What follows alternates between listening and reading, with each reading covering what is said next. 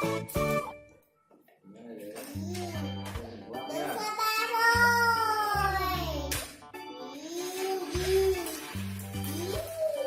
lát đi tất cả cùng xếp.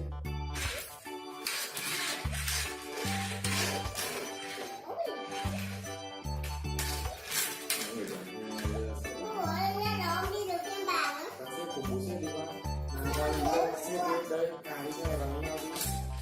Cài đi.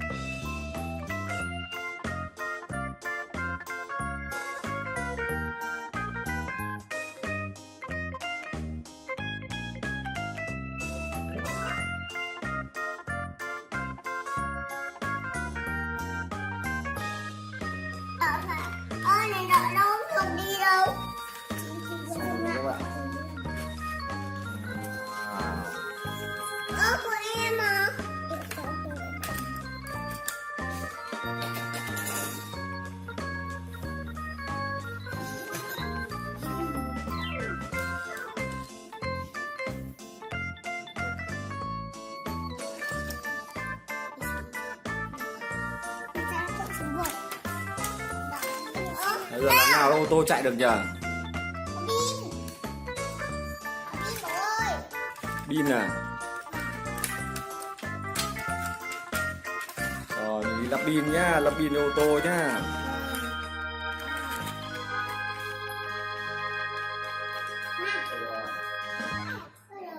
Lắp pin nhá.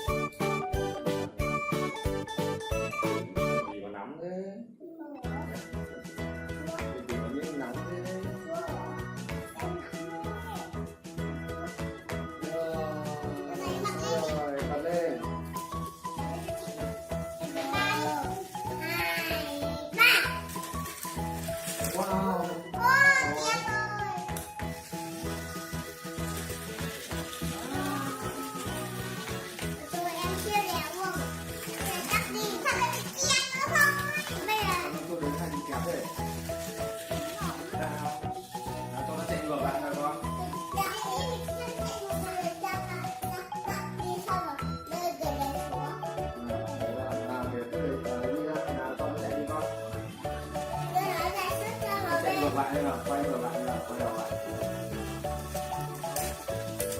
Này ghê nhỉ.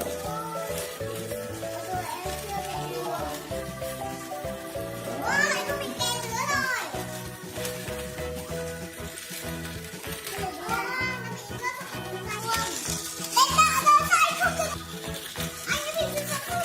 Yeah, nhanh đi. Anh đang bị sự phạt pháp luật. Sao anh không dừng lại trước khi đèn đỏ? Sao thì đánh nhanh. Chạy nhanh. Anh kia, đứng lại, đứng lại. Trong video tới chúng mình sẽ xếp 5 đường đua ô tô như thế này. Wow, không biết nó sẽ ra sao nhỉ các bạn.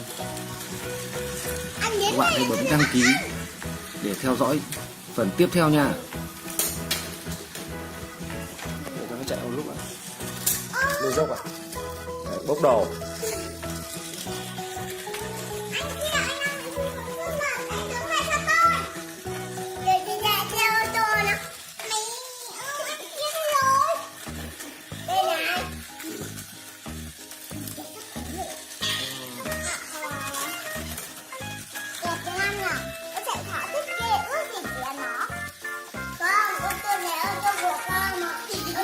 Lại đi.